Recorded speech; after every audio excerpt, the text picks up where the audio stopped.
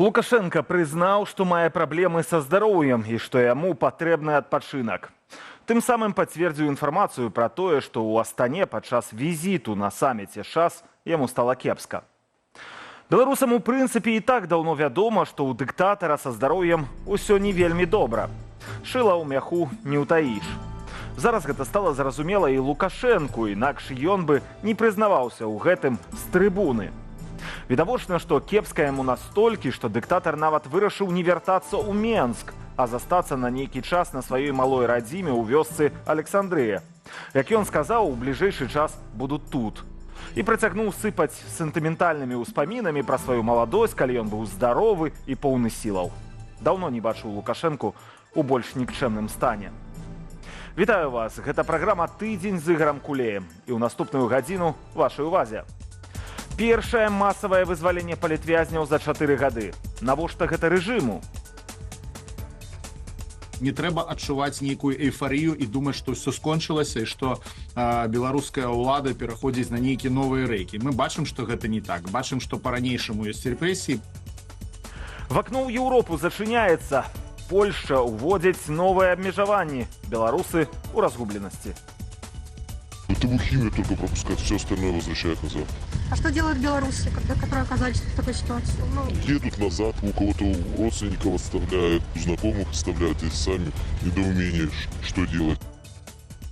А таксама гісторыя пра тое, як высокія начальнікі шпіца Умку абслугоўвалі. Надо корзинку на зерна купить такую, как мы уже покупали с вами для перевозки животных. Для беленького? Да. Точно такую же. Что внутри по наполнению? Все тоже повторяем то же самое? Один в один.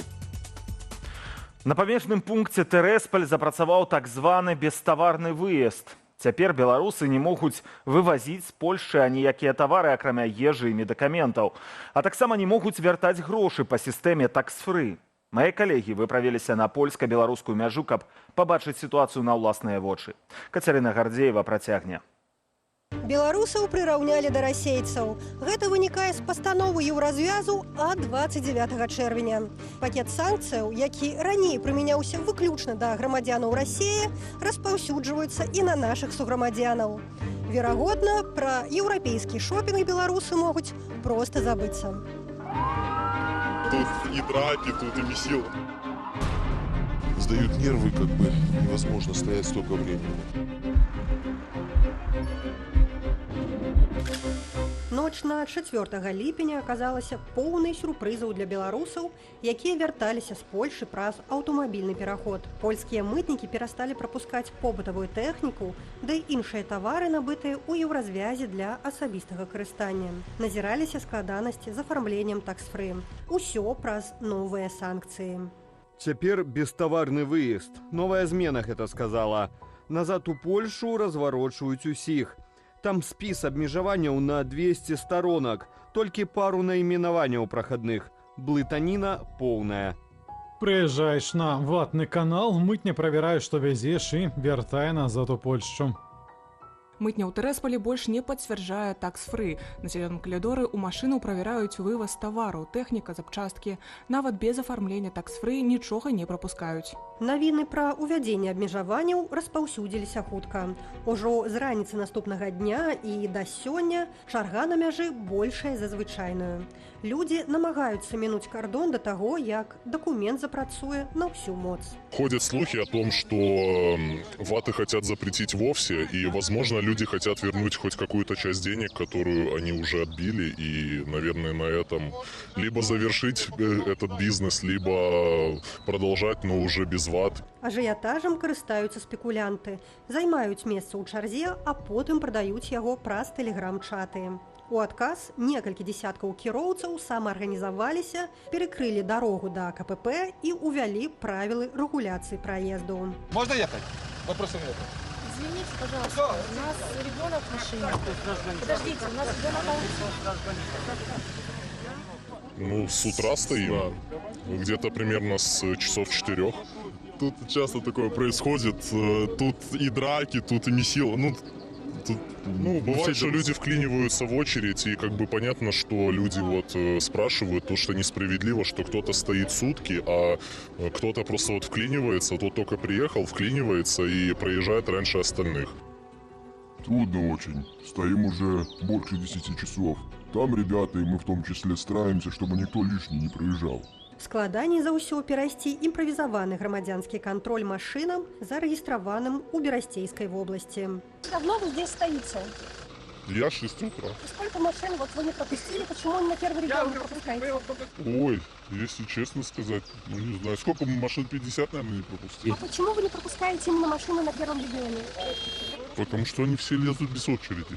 Те, кто стоит в очереди, вон они стоят в очереди. Сапраўды, берасцейцаў у чарзе шмат. Некаторыя з іх вяртаюцца з працы, некаторыя былі ў сваякоў. Іншыя ж вязуць з Польшы тавары, якія потым перапрададуць у Беларусі. Вядома, з нацэнкай. Уладзімір зарабляе на памежным бізнесе.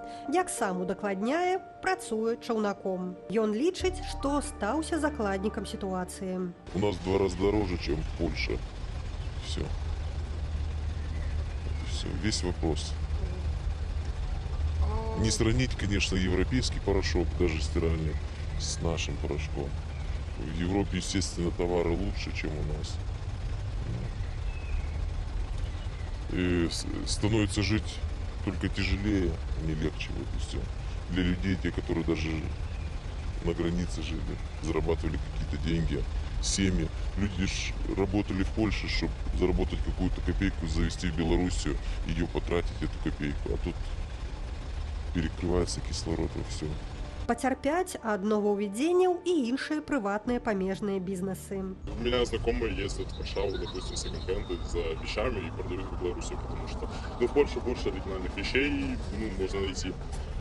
Сейчас, так как ввели эти санкции, они сказали, что они ездить после этого не будут. Зрэшты, зараблялі на гандлі не толькі беларусы. Шмат польскіх крамаў ля мяжы адмыслова накіраваныя на супрацу з нашымі суайчыннікамі. Як распавядалі мясцовыя прадпрымальнікі польскім СМІ, ад паловы да нават 2/3 прыбытку яны атрымлівалі менавіта ад гандлю з беларусамі. Многие пассажиры уже не хотят ехать в Польшу, потому что не отбивают ваты. Много людей осталось на белорусской границе, развернулись, уехали домой. Ну, я думаю, что будут страдать поляки, потому что у них не будет оборота. Польскія ўлады маюць іншую думку. Гаворка ідзе пра тое, каб санкцыі тычыліся Лукашэнкі, а не беларусаў і польскай эканомікі. Калі гэта будзе неспрыяльна для польскай эканомікі, напрыклад, немагчыма будзе прадаць пральную машыну, якую можна было б вывезці ў Беларусь, то такога кшталту дзеянні не будуць рабіцца. У санкцыйнай пастанове пералік прадметаў, забароненых да вывазу, займае больш за 30 сторонак. Пазіцыі самыя разнастайныя, ад адзення і тэхнікі да гузікаў і батарэек. У спісе ёсць і папулярныя тавары: мабільныя тэлефоны, маніторы, праектары, абагравальнікі і нават унітазы. Сейчас говорят, что можно возить будет только продукты питания и таблетки, а все остальное запретили. Дьюти-фри ничего не возвращают, ничего не дают. Бытовую химию только пропускают, все остальное возвращают назад.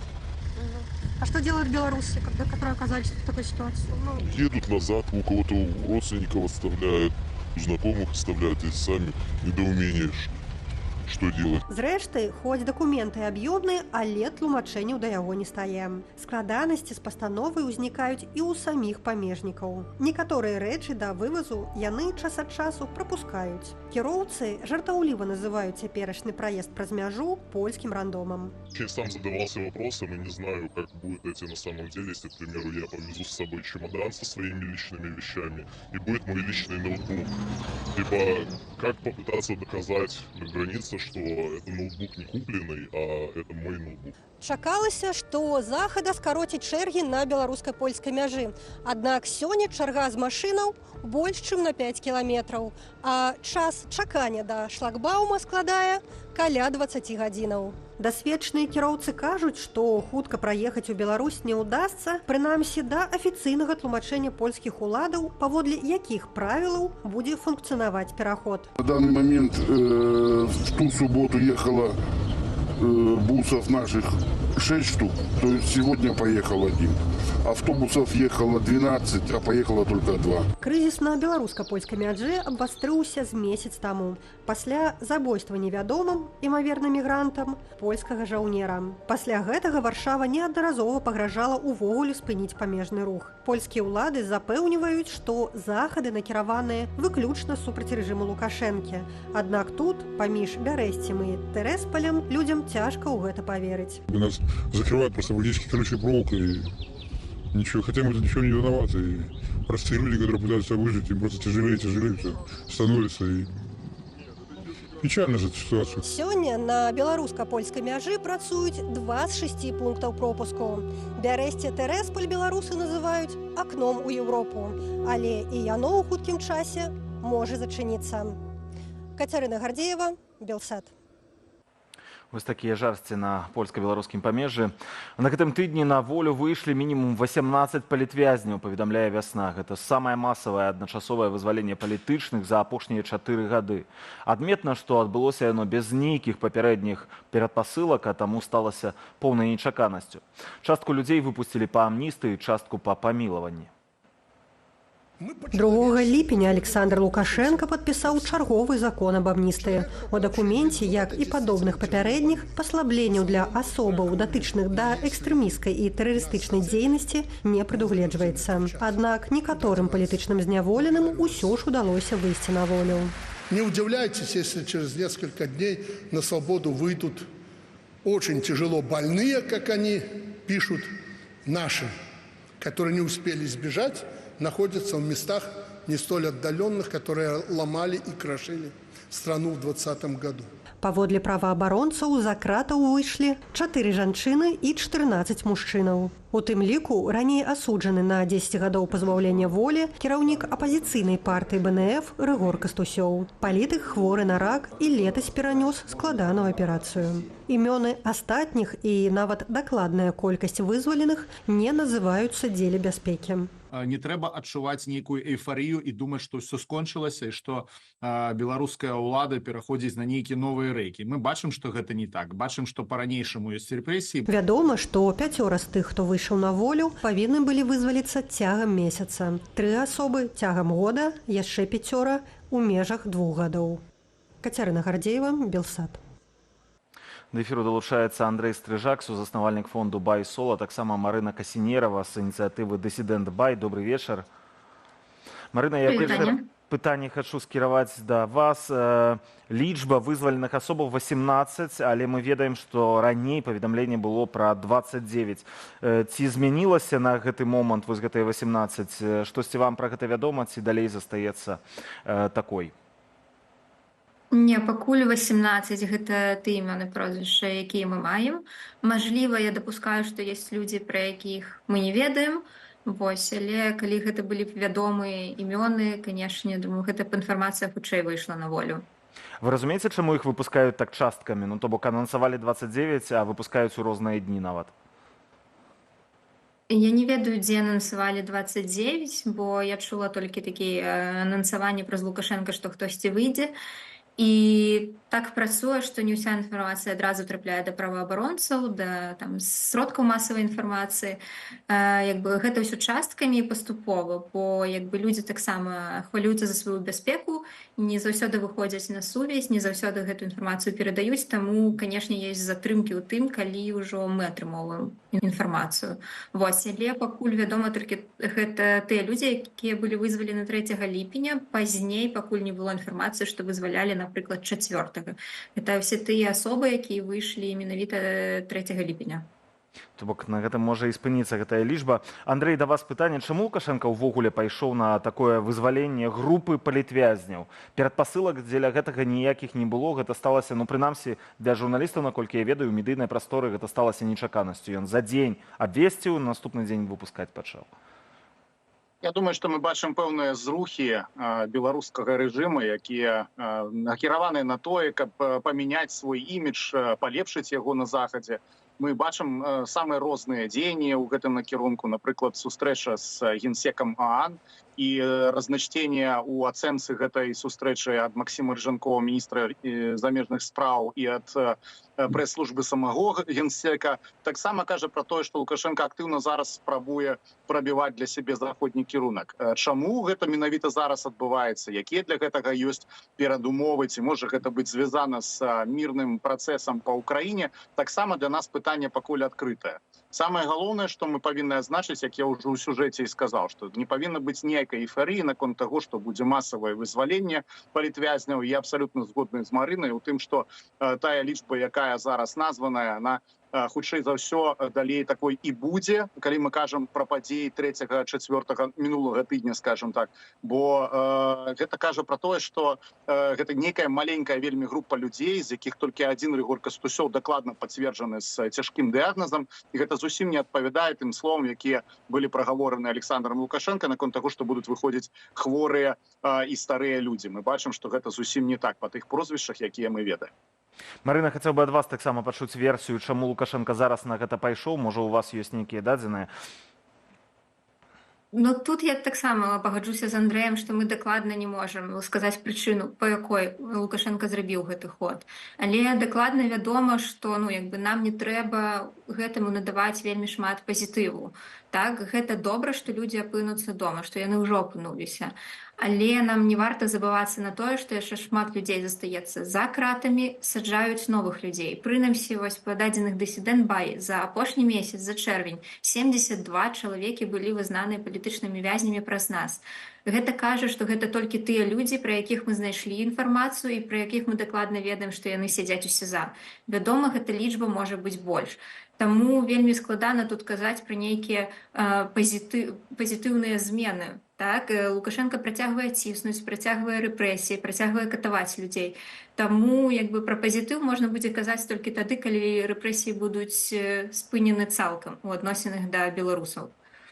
Андрей, я таксама чуў вашу размову ранейшую з Белсатам. Вы казалі, што толькі ў самім чэрвені 72 затрыманыя асобы, то бок 72 патэнцыйна новых палітвязні, таму гэтыя 18 яны нават баланс гэты не парушаюць. Атрымліваецца, што ўсё роўна лічба палітвязняў у Беларусі расце.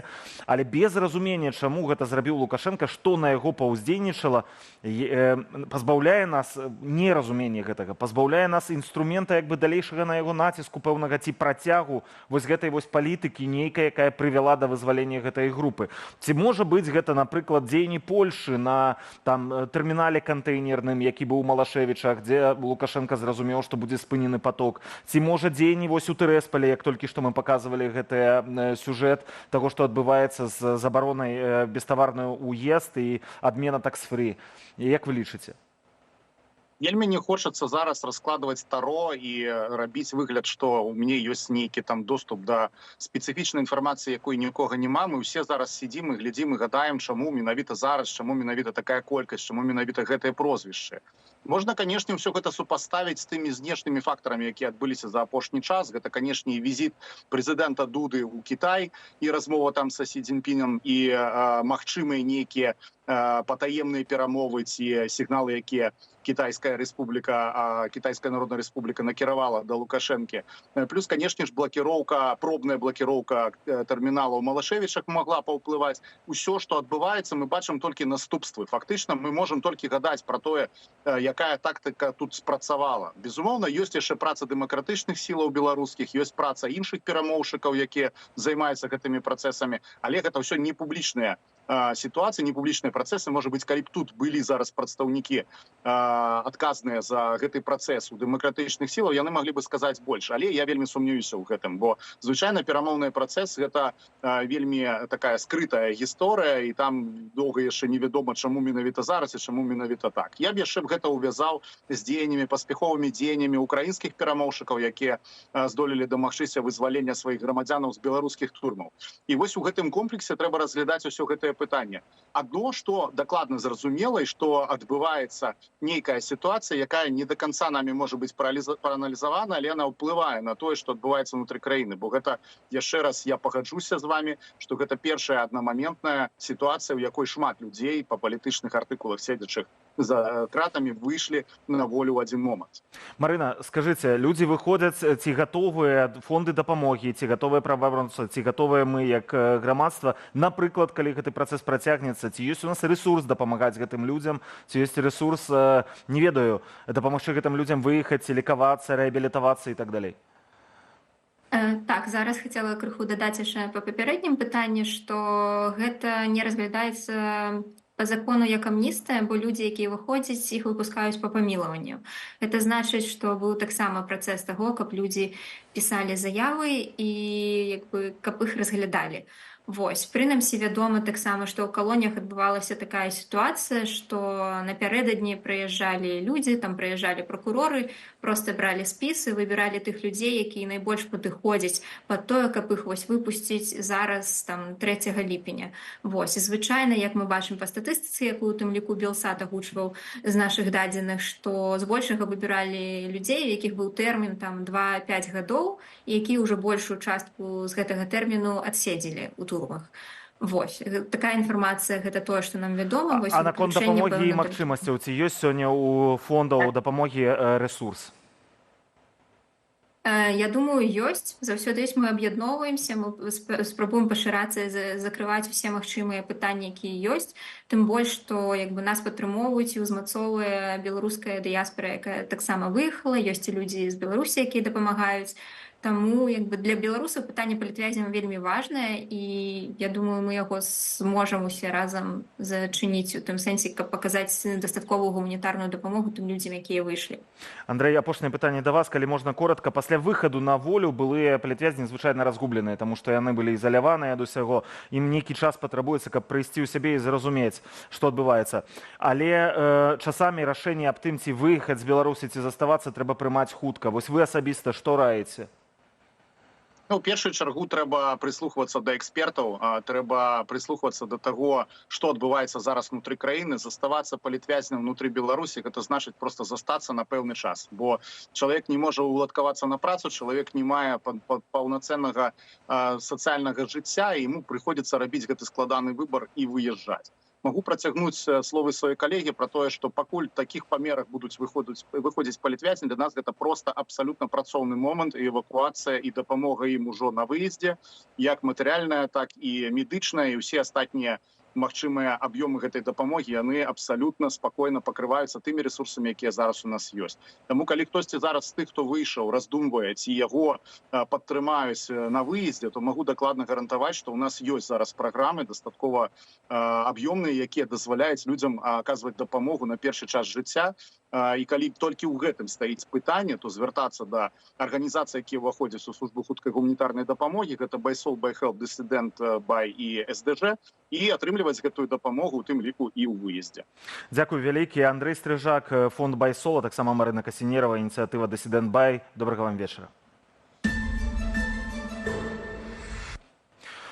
У Ростове-на-Доне запрацавала Генеральнае консульства Рэспублікі Беларусь, у сферу адказнасці якога трапілі і акупаваныя Расіяй украінскія тэрыторыі. У Кіеве на віну, якая магла б быць падставай для дыпламатычнага дэмаршу, на дзіва сустрэлі вельмі спакойна. Пакуль консульства не вядзе сепаратысцкай дзейнасці, дыпламатычныя стасункі паміж Кіевам і Менскам застануцца нязменнымі, лічыць прадстаўнік МСЗ Украіны Ігор Кізім. Што ўспрымаць як сепаратызм, а што як звычайную консульскую дзейнасць? Юлія Цельпук шукала адказ на гэтае пытанне. У расійскім Ростове-на-Доне больш няма амбасады Беларусі. Дыпламатычнага прадстаўніцтва, што вырашала перадусім дзяржаўныя пытанні. 12 гадоў таму, калі аддзяленне адкрывалі, тагачасны пасол Беларусі ў Расіі Андрэй Кабякоў падкрэсліваў, што яно будзе па-за палітыкаю. Делаем совместное производство, совместные разработки. 1 ліпеня установу перафарматавалі ў генеральнае консульства. Гэта азначае, што на першым месцы будуць пытанні грамадзянаў. Кіраўніком растоўскага аддзялення застаўся Дмітрый Шкурць. Налажаны деловые и личные контакты. Консульская акруга ўключае Растоўскую і Волгаградскую вобласці Расіі, а таксама часова акупаваныя тэрыторыі Украіны, Донецкую, Запорожскую, Луганскую і Херсонскую вобласці, аўтаномную рэспубліку Крым і горад Севастополь. Пастанову аб адкрыцці генконсульства Беларусь апублікавала яшчэ летась у снежні, але дагэтуль афіцыйна не паінфармавала ўкраіну пра працу на ейнай тэрыторыі. Першымі пра гэта напісалі расійскія СМІ. І гэта прыкра, кажа пасол у асаблівых даручэннях МЗС Украіны ў пытаннях Беларусі Ігор Кізім. Призору правовую, так бы мовити. З правового гледзяшча любая краіна сама вызначае, на якой тэрыторыі ёй ажыццяўляць консульскую дзейнасць. На цяперашні момант у нас няма ніводнай заявы афіцыйнай улады беларускага рэжыму пра тое, што яны плануюць ажыццяўляць консульскую дзейнасць на часова акупаваных тэрыторыях Украіны. Беларусы з гэтых тэрыторыяў, магчыма, і раней звярталіся па консульскія паслугі ў размешчаныя ў Расіі прадстаўніцтва Беларусі. Аднак пытанне ў іншым. Уключаючы захопленыя украінскія тэрыторыі ў абшар растоўскага генконсульства, Беларусь не прапісала, што яны украінскія. Ці азначае гэта дэ-факта прызнанне акупаваных тэрыторыяў расійскімі? Це порушення суверенітету України. Гэта парушэнне суверэнітэту ўкраіны і парушэнне ўласнай логікі прэзідэнта Лукашэнкі, які з 2014 года не прызнаваў Крым акупаваным, то бок расійскім, і не ездзіў у Крым. Да Крыму дыктатар не даехаў, але вызначыўся яшчэ на пачатку поўнамаштабнай расійскай агрэсіі. У інтэрв'ю агенству «Франс Пресс» ён заявіў: «Де-факто мы признали, что есть Крым и Луганск и Донецк, потому что мы с ними сотрудничаем. А это все болтовня. Почему там Лукашенко признал, не признал? Ну, подписал. Надо, признаем указом президента». Паўгады таму палітолог Еўген Магда дапускаў, што адкрыццё растоўскага генконсульства Беларусі можа мець сур'ёзныя наступствы, нават да разарвання дыпламатычных адносінаў паміж краінамі. З улікам апошніх саступак Лукашэнкі, што да вызвалення шэрагу палітвязняў, палітолог скарэктаваў меркаванне. Нам немає кому вручити ноту протеста з...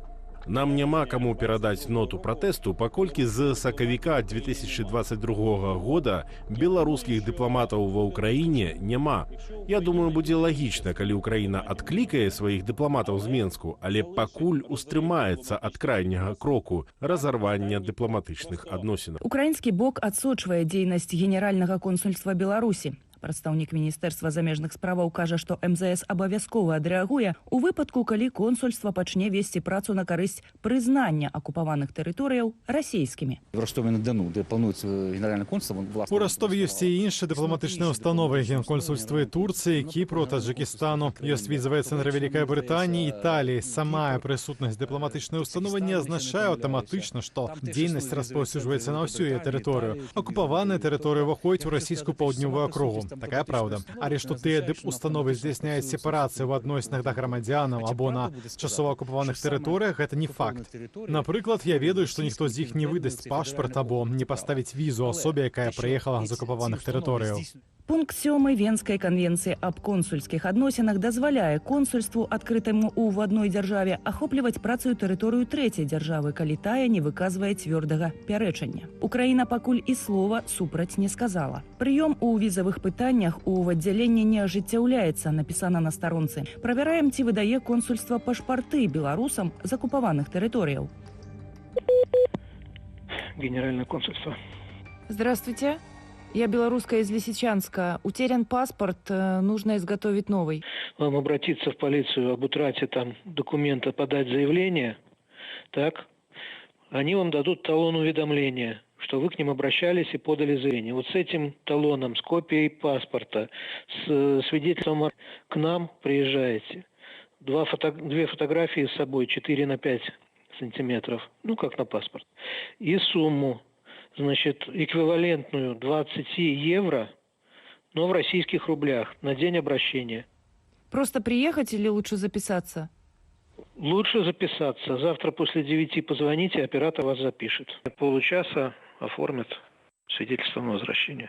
У консульстве падкрэслілі, што пашпарт можна вырабіць толькі ў Беларусі. Іншы журналіст Белсату тэлефанаваў у генконсульства ад імя беларускага найміта, што нібыта ваяваў на баку Расіі, хоча вярнуцца дамоў, але не ўпэўнены, што гэта бяспечна. Не ко мне вопрос. Это вам надо с юристами советоваться.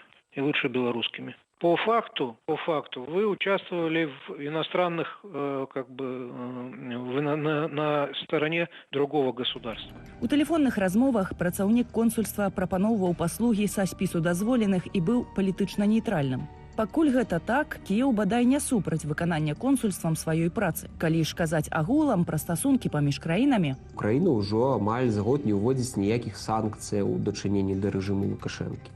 Напрыклад, да суддзяў, якія судзілі рэйкавых партызан.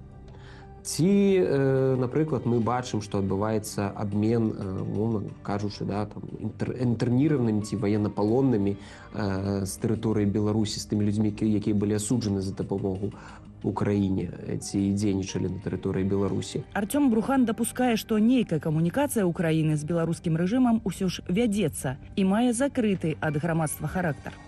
Юлія Цяльпук, Белсат. І застаемся ва ўкраінскай тэматыцы. Да эфіру далучыўся палітычны аглядальнік з Украіны Пятро Алешчук. Добрый вечар. Добрый вечер. Спадар Петро, перш за ўсё задам вам пытанне пра беларускае консульства ў Ростове, а пазней паразмаўляем пра яшчэ адну рэзанансную справу, якая тычыцца Украіны.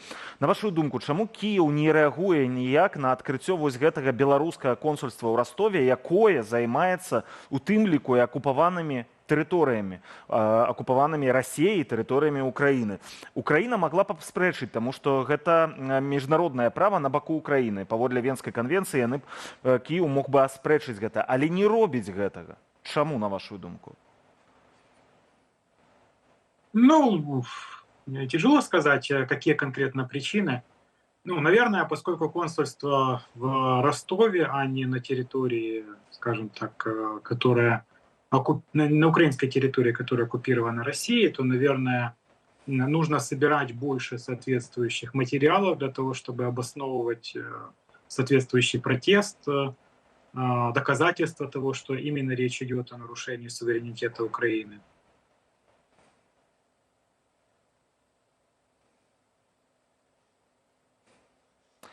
Ці ви чуєте нас, спадар Петро?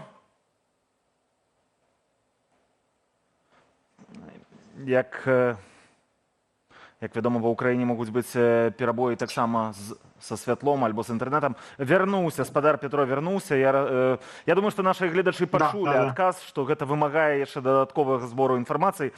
Таму я разумею вашу позицию. Да, возможно. Это просто моя версия. Я информацией не владею, поэтому я не могу вам ничего конкретно сказать.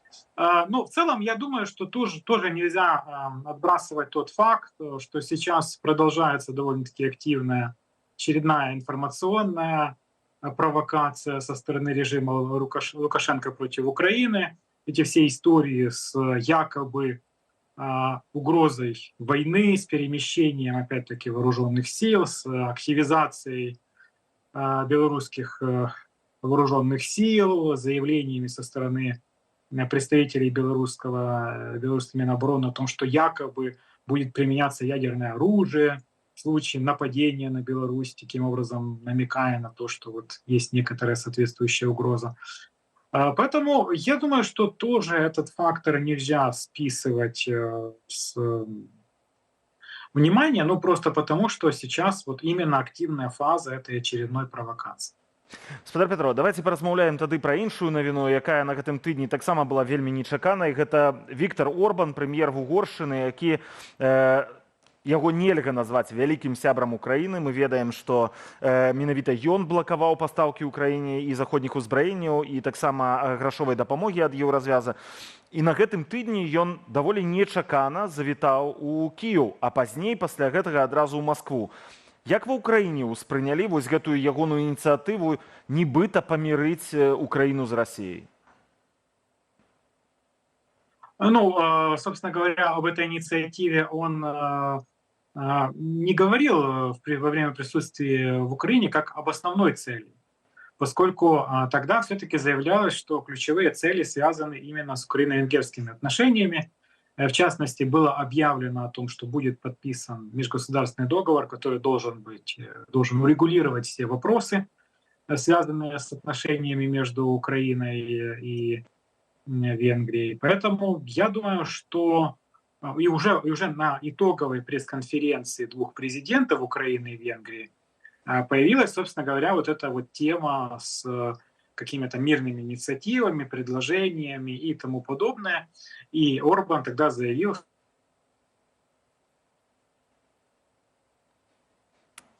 На жаль, зноў маем, я бачу, перапынак. Можна гэта прабачыць нашаму госцю, таму што ён знаходзіцца, наколькі я ведаю, у Киеве. У Киеве бываюць і адключэнні. Так, зноў спадар Петро вярнуўся. Калі вы мяне чуеце, то скажыце, калі ласка, какие-то проблемы связаны, видимо, с электричеством. Да. Якая рэакцыя ў Киеве на вось гэтую ініцыятыву і гэтую паездку Віктора Орбана ў Маскву адразу пасля таго, як ён пабываў ва Ўкраіне? Ну, скажем так, настороженно. То есть, с одной стороны, все как бы знают, что Орбан лидер государства, которое является членом Европейского Союза и НАТО, и так или иначе он влияет на принятие решений этих организаций. Эти организации очень для Украины важны. Мы знаем, как Венгрия блокировала неоднократно разные решения в Европейском Союзе, в НАТО, которые важны для Украины. Поэтому, ну, как бы говорить о том, что в Украине все против того, чтобы поддерживать с Орбаном какие-либо отношения, нет. Все понимают, что так или иначе поддерживать отношения, проводить переговоры, обсуждать какие-то конфликтные моменты нужно. Но к Орбану, учитывая его многочисленные заявления, которые неоднократно трактовались как неблагоприятные по отношению к Украине, ну, относятся не очень хорошо.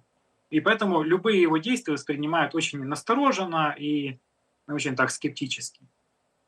Наступнае пытанне, якое я вам задам, гэта, канешне, чыстая тэорыя гадання на кафейнай, як кажуць, гушчы, але Орбан, будучы ў Маскве, заявіў, што еўрапейскія бюракраты ніколі не ўсталююць мір. І паабяцаў, што на наступным тыдні, ну то бок вось, які зараз пачнецца, нас чакае новы візіт-сюрпрыз. Вы разумееце, пра што гаворка?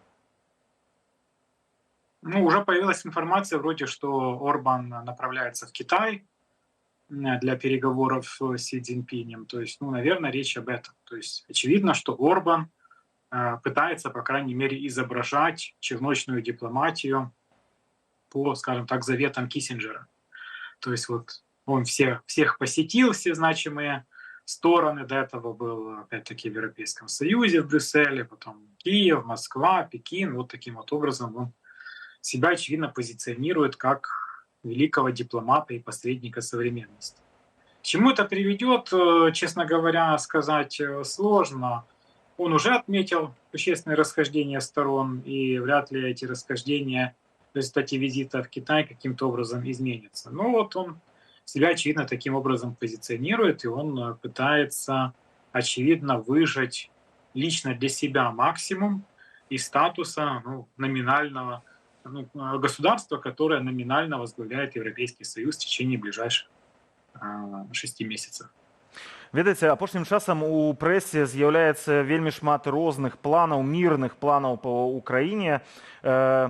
Просяць апублікаваць план Трампа. Ёсць гэты план Масквы, за якім нібыта намеснік замежных справаў Расіі лётаў у Вашынгтон. І украінскі журналіст Дмітрый Гордон апублікаваў часткі гэтага плана. Які з гэтых планаў больш рэальны, увогуле ці ёсць сярод іх рэальны, які мог бы спрацаваць, рэальна мог бы спыніць канфлікт, на вашу думку? І ці рэальна такі план вось з гэтых вы бачыце як такі рэальны, які вырашыць гэтую праблему? Ну, я таких планов, на самом деле, среди опубликованных в ближайшее время не видел. Есть мирный план президента Украины, он опять-таки обсуждался, по крайней мере, частично на соответствующей конференции, но, очевидно, для Украины он является базисным на данный момент. Любые планы заморозки войны, которых сейчас действительно очень много, они имеют целый ряд проблем, которые, я думаю, о которых нужно говорить. Вот. И эти проблемы, так или иначе, ну, они в этих планах не отражаются. Я, честно говоря, рассматриваю большинство этих планов как вбросы, инициированные российскими спецслужбами с целью размыть соответствующие украинские инициативы. Ну и, возможно, действительно, с одной стороны, спровоцировать, опять-таки, то, чтобы было меньше помощи для Украины, ну, чтобы, опять-таки, стимулировать мирный процесс, как они это планируют, очевидно, подавать для западной аудитории. Ну и в целом, как бы, то, что на Западе называют сдерживание, уменьшение эскалации, я думаю, это тоже, опять-таки, очень сильно интересует Россию, чтобы, опять-таки, меньше было какого-либо нового оружия для Украины, и таким образом, чтобы не было этой самой легендарной эскалации, ну, потому что, очевидно, россиянам очень сильно не нравится, как украинские спецслужбы, СБУ активно выносят НПЗ на территории России, добираясь уже до 1000 километров от территории Украины, как опять-таки украинские дроны уничтожают понемногу российский Черноморский флот. Это, наверное, россиянам очень нравится. Как-то, знаете, намного было бы комфортнее навязать некий новый формат каких-то договоренностей, которые россияне бы, конечно, не выполняли, а вот от Украины они бы их выполнения добивались. Вот я, собственно говоря, это и вижу в подобных инициативах. То есть, в первую очередь, это, конечно, расхолодить западных партнеров Украины, чтобы они не занимались всерьез перезапуском своей оборонной промышленности. Ну, а с другой стороны, опять-таки, навязать какой-то новый формат, какой-то новый Минск. Я думаю, что это вполне бы было интересно Путину в нынешних условиях. Дзякуй вам вялікі за ваше меркаванне. Петро Алешчук, палітычны аглядальнік з Украіны, быў маім гостем. Добрага вам вечара. І застаемся ў замежжы. Разам супраць крайне правых у гэтай хвіліны ў Францыі закрываюцца ўчасткі для галасавання і пачынаюць падводзіць вынікі другога туру пазачарговых парламенцкіх выбараў. Яўка на іх б'е шматгадовыя рэкорды. Лідарам першага туру стала народнае аб'яднанне, лідарка якога Мары Ле Пен падазраюць у сувязях з Крамлём. Супраць магчымага прыходу да ўлады з крайне правых аб'ядналіся амаль усе палітычныя сілы краіны. Пазачарговыя выбары гэтымі днямі прайшлі і ў Вялікай Брытаніі. Падрабязней пра электаральныя кампаніі ў Еўропе Александр Баразенко. Вораг майго ворага – мой сябар. Напярэдадні другога туру пазачарговых парламенцкіх выбараў у Францыі цэнтрысцкі блок дзейнага прэзідэнта Эммануэля Макрона «Разам за рэспубліку» аб'яднаў свае сілы з кааліцыяй левых партыяў «Новы народны фронт». Супольная мэта – не дапусціць у Нацыянальнай асамблеі абсалютнай большасці для скрайне правага нацыянальнага аб'яднання Марин Ле Пен. Наша мэта ясная – не дапусціць нацыянальнага аб'яднання да абсалютнай большасці ў другім туры, да дамінавання ў Нацыянальнай асамблеі і такім чынам да кіравання краінаю за яе катастрафічным праектам. Нацыянальнае аб'яднанне з 33% галасоў выбарнікаў зрабілася лідарам галасавання ў першым туры 30 чэрвеня. Левыя адсталі на 4%. Блок Макрона набраў меней за 21%. Дорогие суайчыннікі, дэмакратыя сказала сваё слово, і французы поставілі нацыянальнае аб'яднанне і яго саюзнікаў на першае месца і практычна сцерлі блок Макрона. Але лёс 577 месцаў у Нацыянальнай асамблеі Францыі вызначаецца паводле мажарытарнай сістэмы. Калі кандыдат у сваёй акрузе не набірае больш за палову галасоў, прызначаецца другі тур, куды праходзяць 2-3 наймацнейшыя кандыдаты. Такім чынам, у першым туры было абрана толькі 76 парламентарыяў, 37 з іх ад нацыянальнага аб'яднання. Каб не размываць галасоў праціўнікаў ультраправых, Новы народны фронт і цэнтрысты Макрона пастанавілі здымаць сваіх кандыдатаў, якія занялі ў акругах трэція месцы. У адпаведнасці з нашымі прынцыпамі і нашай паслядоўнай пазіцыяй на ўсіх папярэдніх выбарах мы нідзе не дапусцім перамогі нацыянальнага аб'яднання. Таму, калі яны першыя, мы трэція, мы здымаем сваю кандыдатуру. Сваю перадвыбарчую кампанію нацыянальнае аб'яднанне традыцыйна будавала на папулісцкіх антымігранцкіх і еўраскептычных пазіцыях. Сярод абяцанняў абмежаванне прыёму мігрантаў да 10 тысячаў на год, субсідыі і падатковыя льготы для малога і сярэдняга бізнесу, ды скарачэнне супрацы са структурамі еўразвязу. Пры гэтым нацыянальнае аб'яднанне намагалася пазбавіцца свайго ранейшага вобразу, звязанага з нецярпімасцю, гомафобіяй, ксенофобіяй і супрацаю з Крамлём. Исторический антисемитизм, отрицание Холокоста, это все довольно-таки гомофобия, это все довольно-таки давно уже декларируется как не соответствующее новому духу национального объединения, то есть все наследие Жан-Мари Ле Пена. А последнее, что вот на сегодняшний день остается, это сильные пропутинские настроения. Лідар спісу правых і кандыдат на прэм'ера Жардан Бардэля заявіў, што выступае за перадачу зброі ўкраіне, але хоча пазбегчы наўпроставага сутыкнення з Масквою. Між іншага, нацыянальнае аб'яднанне збіраецца забараніць Кіеву біць французскай зброяй па тэрыторыі Расіі. Калі заўтра я стану прэм'ер-міністрам, на украінскай зямлі не будзе ніводнага французскага салдата. Згодна з апытанням цэнтру ЭЛЯБ, за 2 дні да другога туру ультраправыя стануць галоўную палітычную сілаю краіны, але не атрымаюць абсалютнай бальшыні 289 мандатаў. Палітыка Францыі будзе вельмі нестабільнай, прынамсі цягам 1 года і, магчыма, даўжэй. Наступную вялікай гісторыі будуць наступныя прэзідэнцкія выбары, якія адбудуцца фактычна праз 3 гады. Такім чынам, нестабільнасць нас чакае доўгая. Пазачарговыя выбары ў ніжнюю палату парламенту, палату грамадаў прайшлі 4 ліпеня ў Вялікай Брытаніі. Разгромную перамогу разам з 412 з 650 крэслаў на іх атрымала лейбарысцкая партыя. У параўнанні з мінулымі выбарамі 2019 года лейбарысты атрымалі ўдвая больш мандатаў. Тым самым пакладзены канец 14гадоваму кіраванню кансерватараў. Лідар лейбарыстаў Кір Стармер пасля сустрэчы з каралём Чарльзам III ужо прэзентаваў новы склад ураду. Вяртаемся да палітыкі, як да дзяржаўнай службы. Перамены пачынаюцца проста тут, бо гэта вашая дэмакратыя, вашая супольнасць і вашая будучыня. Вы прагаласавалі. Цяпер прыйшоў час нам зрабіць гэта.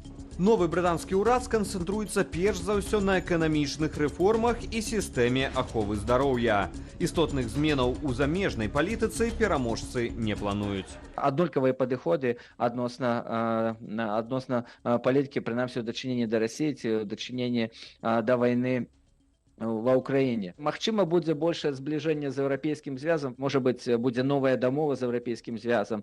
Я не думаю, што размова будзе ісці пра вяртанне Вялікабрытаніі, хаця большасць брытанцаў і шкадуюць пра Брэкзіт, пра выйсце з еўрапейскага звязу. Але я думаю, што будзе паступовае збліжэнне па канкрэтных пытаннях. Новы склад парламенту Вялікай Брытаніі збярэцца на сваё першае паседжанне 9 ліпеня.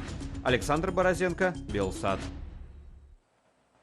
А сёння я распавяду вам гісторыю пра тое, як у лукашэнкаўскім міністэрстве замежных справаў ці то аслеплі, ці то развучыліся чытаць, ці, можа, мовы замежныя пагалоўна забылі.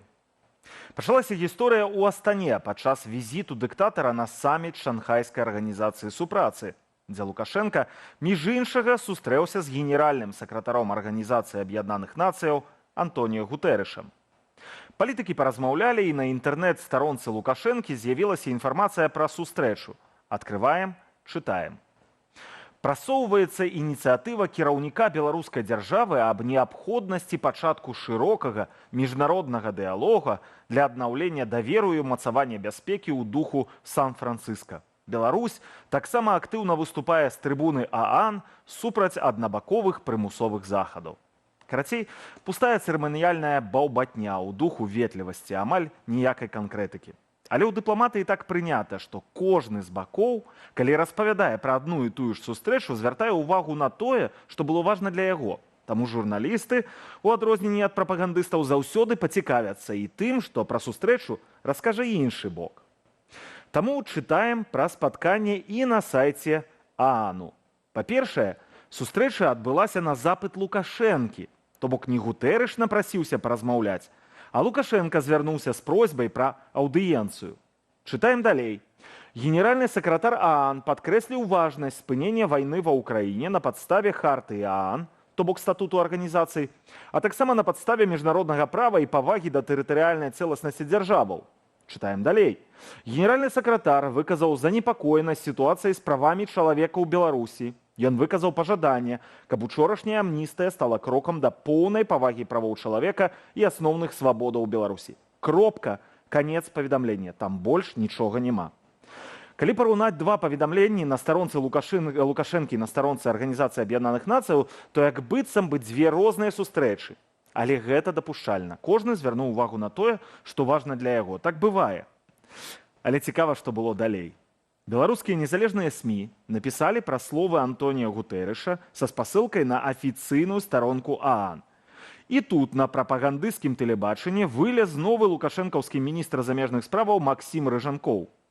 Цікава, што самога яго на сустрэчы хутчэй за ўсё не было, бо на фотаздымках па левую руку ад Лукашэнкі першым сядзіць Мірончык. То бок Рыжанкова няма на фотаздымках, а на сайце Міністэрства замежных справаў, якое ён узначальвае, няма ўзгадкі пра ягоны ўдзел у гэтай сустрэчы. Тым не меней, Рыжанкоў лепш ведае, як усё было, і бярэцца нам усім пра гэта распавядаць. Давайте паслухаем. Падчас сустрэчаў з генсекам ААН было абмеркавана шырокае кола пытанняў. Я ўжо нават бачу, нехта там напісаў, нібыта нас у нечым папракаў пра правы чалавека. Насамрэч, практычна ўся сустрэча была прысвечана дзейнасці ААН у Беларусі і пачатку новага цыклу ўзаемадзеяння. Ніякага спецыяльнага кейсу па Беларусі у ААН няма, які б сёння даваў права Гутэрышу гаварыць нешта, выстаўляць прэтэнзіі.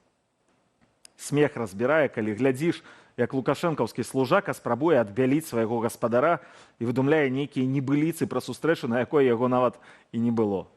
А можа, сапраўды, не валодае замежнымі мовамі, не ў стане зайсці на старонку Арганізацыі Аб'яднаных Нацыяў і прачытаць па-ангельску, што гэта не нехта там напісаў, а сама прэс-служба генеральнага сакратара Гутэрыша.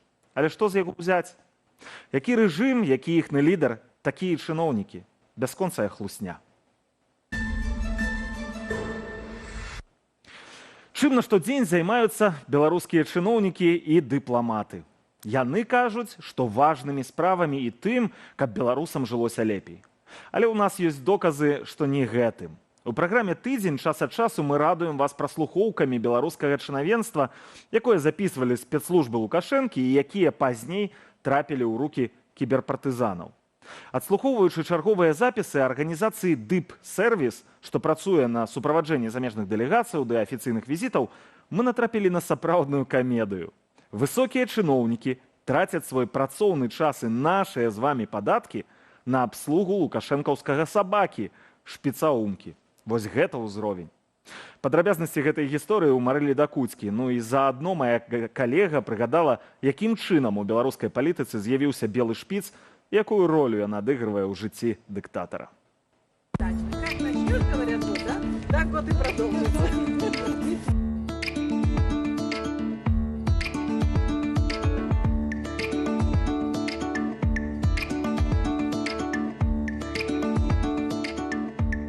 Калі ты першая асоба краіны, то твае публічныя выступы, візіты і афіцыйныя сустрэчы адбываюцца паводле строгага рэгламенту.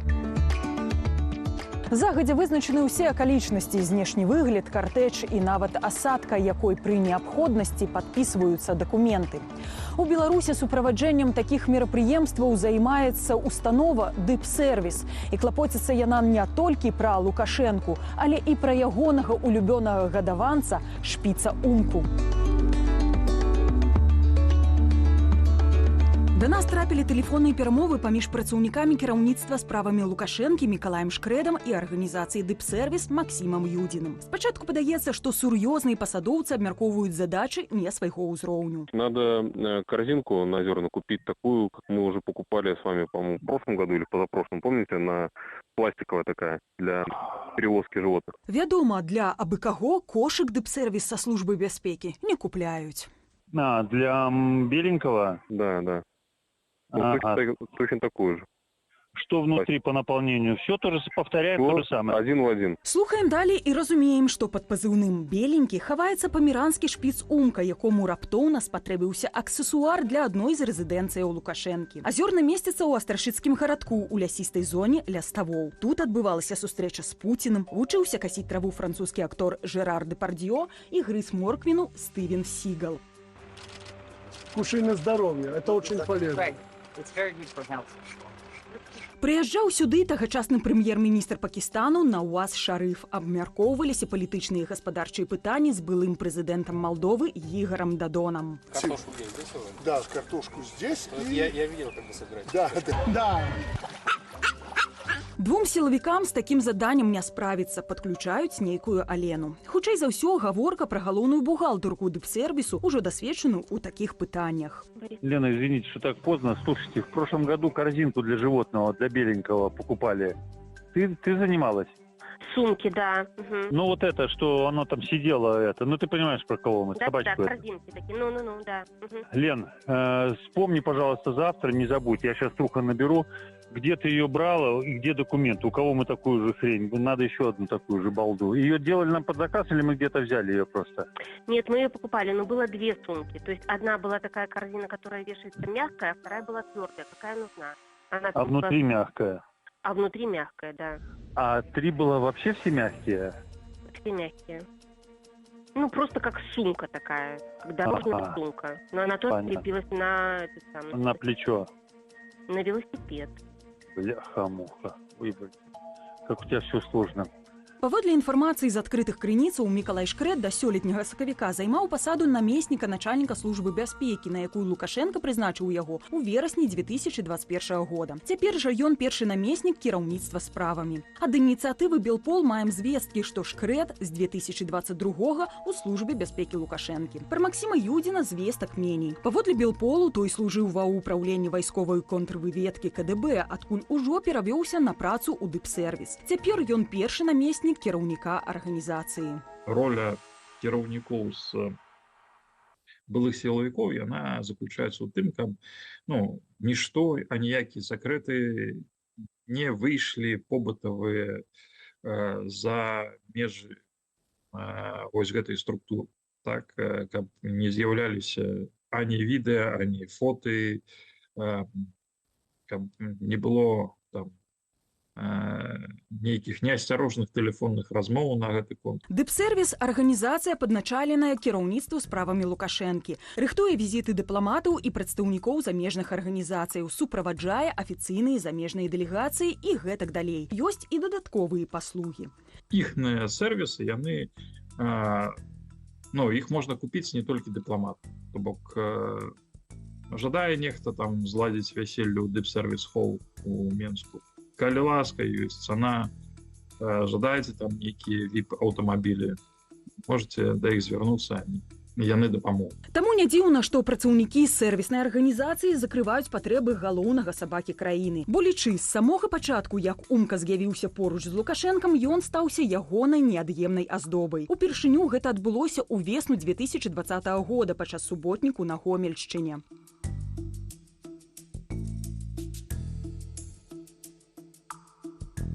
Наступны раз сабака паказаўся на публіцы толькі ў студзені 2021. Шпіц улёгся на абедзеным стале між страваў падчас інтэрв'ю Лукашэнкі расійскай журналістцы Наілі Аскерзадэ. Пазней разам з гаспадаром Умка сядзеў за сталом на вадохрышча.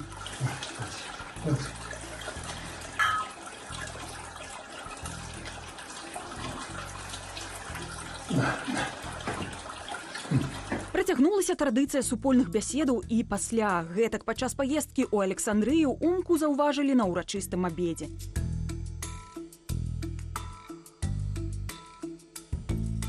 Зрэшты, гадаванец суправаджае Лукашэнку ў шматлікіх камандзіроўках па рэгіёнах. Разам з ім, напрыклад, правяраў кароўнікі. Потому что... Ну, я поздороваюсь. Ты дома здоровался? Боится коровы. А коровы не боятся? Да. А таксама забаўляўся на лыжні і хакейных матчах. Бяруць Умку і ў замежныя выезды. Летась ён пабываў у Зімбабве, быў таксама ў Таджыкістане і Узбекістане і сёлета на парадзе перамогі ў Маскве. Праўда, на апошніх паасобку ад гаспадара. Аб прысутнасці Умкі паведамляў выключна тэлеграм-канал прэсавай службы Лукашэнкі. Теми, кого Лукашенко боится или, как минимум, уважает, опасается делегации российские, китайские, он эти штуки не вытворяет. То есть тут нужно обратить, я думаю, что если внимательно посмотреть, то вот там Лукашенко этим не занимается. Будем просить снять санкции. Снять санкции.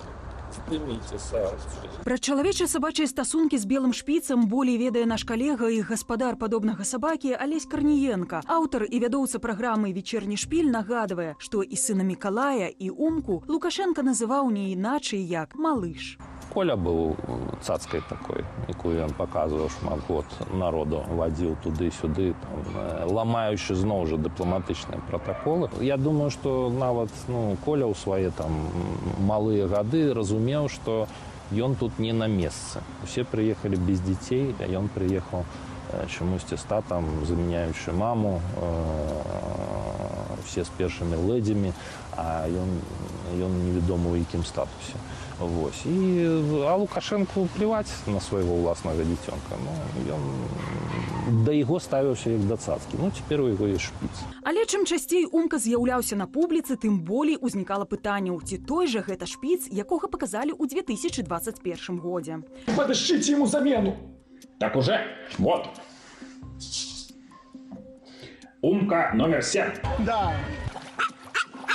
Жарты жартамі, але параўнайма першы і адзін з апошніх здымкаў. Сабака моцна патаўсцеў, змянілася даўжыня поўсці і абрысы пысы. Паводле экстэр'еру нібыта два розных падвіды пароды. Такія перамены далі нагоду для чутак, што Умку замянілі двайніком. Чутка была летом 2021 года, што яго там загрыз нейкі сабака падчас візіта да памежнікаў.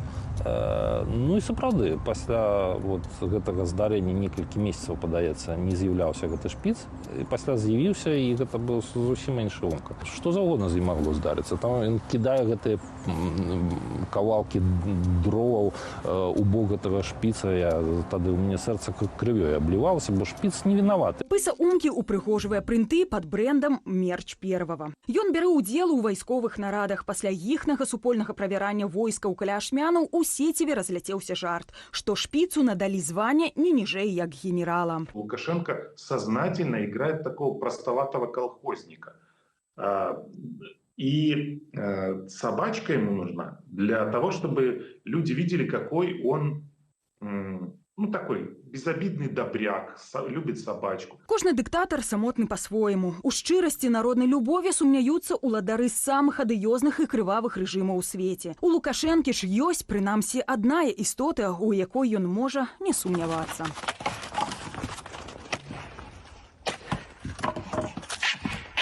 Марыля Дакуцька, Белсад. А на гэтым тыдні исполнится 30 гадоў ад моманту, калі па выніках галасавання ў другім туры прэзідэнцкіх выбараў перамогу атрымаў Александр Лукашенко. 30 гадоў.